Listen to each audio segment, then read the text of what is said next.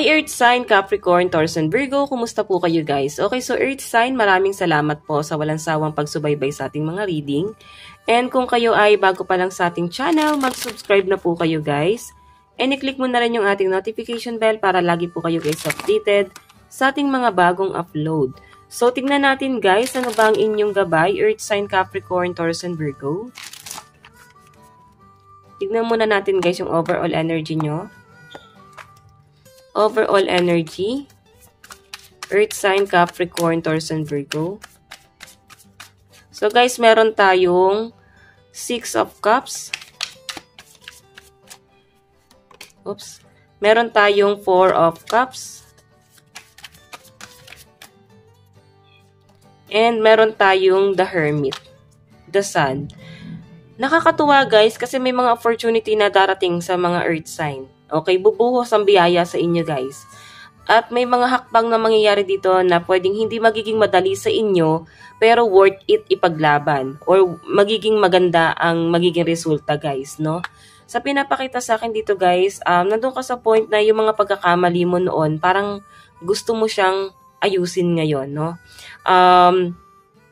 Yung mga pagkakamaling maling desisyon, though malaki na yung gulo para ayusin pa, pero sa nakikita ko guys, ilalaban mo. Lalo na yung iba rito guys na may mga conflict pagdating sa anak, siguro meron kang nilalaban na rights, pwedeng sa sustento or sa custody ng bata, Earth Sign. Okay? So ayan, may bata ka sa rito. May nakikita ko rito guys na parang feeling mo ikaw ay yung itchapwera pagdating sa pagpapamilya or sa pamilya mo, parang feeling mo ikaw yung nagiging itchapwera. Matagal kang nagtimpe or walang ginawang action dito. Okay? Nanahimik sa pinapakita sa akin, pero sa ngayon sa nasa sense ko rito guys, kaya mo na kaya mo nang panindigan yung bagay na yan. Nanahimik ka siguro noon kasi wala ka pang kakayahan. Sa ngayon kasi guys, meron na akong nakikita dito na maaring kaya mo na. Okay, so hayan, tignan pa natin guys ano pang ipapakita ng inyong energy. So may mga naguguluhan pa rin, may mga disappointment. Nandun ka sa point na parang gusto mo na sumuko, pero naiisip mo na once na sumuko ka, sayang yung opportunity. Okay, so tignan natin Earth Sign.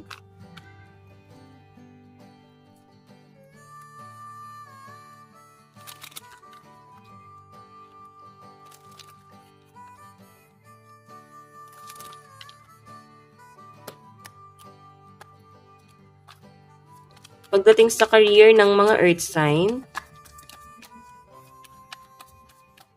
so guys, meron tayong abundance. Wow, napakaganda nito guys. So meron daw pong mag-o-offer sa inyo or merong magandang mangyayari pagdating sa inyong financial, no? So I think may blessing na paparating kung ikaw ay may inaantay na bonus. Pwedeng may magpapadala sa inyo ng pera or kung saan man itong manggagaling guys, pwedeng changes pagdating sa career mo. Pwedeng offer yan. Nakikita ko na parang lalago pa ang mga Earth Sign. Okay, so pagdating po sa career ng mga Earth Sign, meron tayong determination, di ba? Buong buo yung loob mo para dun sa bagay na yun, guys. Okay? Meron tayong hard work. So, hayan. Ito, guys, is bunga ng mga paghihirap mo, no? I-claim na natin tong abundance na to and nakikita ko, guys, na magiging maayos, no? May mga nawala, no? Maaaring manunumbalik ka dun sa mga bagay na walang-wala ka pa noon at ngayon ay meron ka na.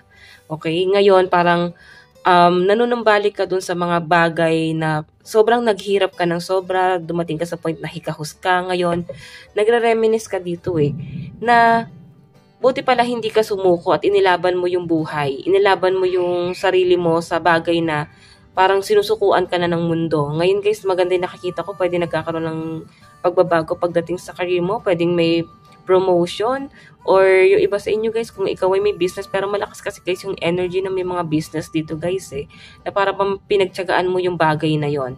Okay? Dahil sa pagtsatsaga mo, Earth Sign, eto na, nakukuha mo na yung magandang resulta. So, tignan pa natin pagdating sa daloy ng kaperahan ng mga Earth Sign.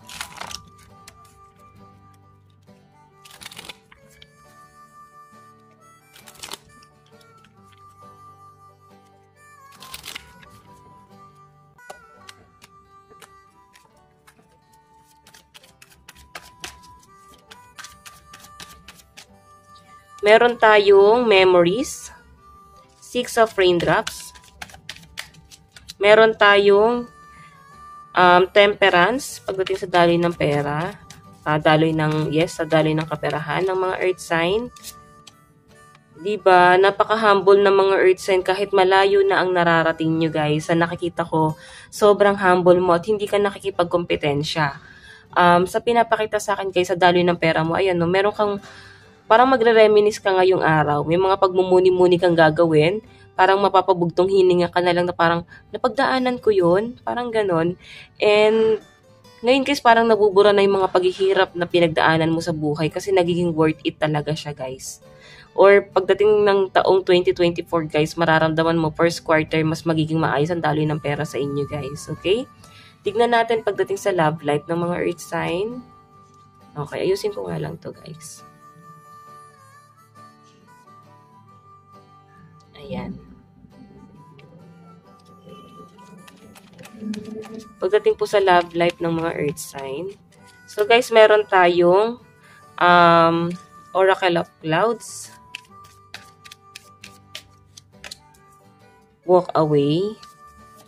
May nakakadil ka dito na past person na baka iniwan mo or iniwan ka. Sa nakikita ko dito guys, parang kailangan yung pag-usapan ng person mo or makipagtulungan siya sa mga pinagdadaanan mo sa buhay. Yun lang naman yung nakikita ko rito. Yun nga lang guys, medyo nagiging selfish tong person na kadil mo. Nagiging selfish etong karelasyon mo. Kasi guys, hindi niya guys iniisip yung mga problema mo, yung mga pinagdadaanan mo sa buhay. Ang iniisip niya lang dito, earth sign, is yung sarili niya. Ayan, no? Marami kang pinagdadaanan dito, marami kang problema. Lalo na kung ano man itong pinaglalaban mo. Ito yung kailangan nyo eh. Support.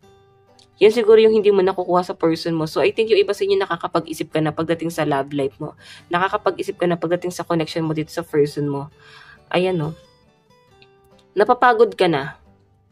Earth sign. Pagdating sa connection mo dyan sa person mo. So, titignan pa natin guys, parang di nagiging pantay yung card. Okay? Meron ako nakikita rin dito, earth sign, na meron kang nakaka-deal na ex, past person. Siguro meron kayong anak na itong taong to guys. And sa nakikita ko may kasunduan na mangyayari. Ayan. Okay, siguro daanin na nga lang sa maayos na usapan para magkasundo na nga kayong dalawa. Kung meron man kayong mga anak, no? Tignan natin. Advice ni earth sign. Meron po tayong pre-message. Meron tayong, ayan, duality or duality. Sa pinapakita sa akin dito guys. Okay, so, parang kailangan dito guys ng maayos na usapan para maayos ang maging maayos na yung problema. Pagdating sa connection mo sa ibang tao. Kasi guys, may parang paglalaban-laban ako nakikita rito, hindi pagkakasunduan. Pero nakikita ko earth sign, matatapos din yung mga problema mo, no? Kung may mga tao kang hindi nakakasundo rito. Kasi, parang wag ka daw masyadong ma-pressure, guys. Kasi mukhang ikaw pa rin yung mananalo. Tignan natin earth sign. Advice, meron po tayong make time for self-love, diba? Ngayon, pahinga ka muna, kumalma ka muna para sa mga susunod na mga mangyayari. Okay? Or ihanda mo yung sarili mo. Wala naman ako nakikitang problema pero siguro kailangan mo muna ng time para sa sarili mo kasi masyado na yung stress ng mga earth sign, no? So guys, ang lucky number mo is 39 and 11. Ito lang naman po ang inyong reading. Hanggang sa muli, God bless and love you all. Bye-bye po!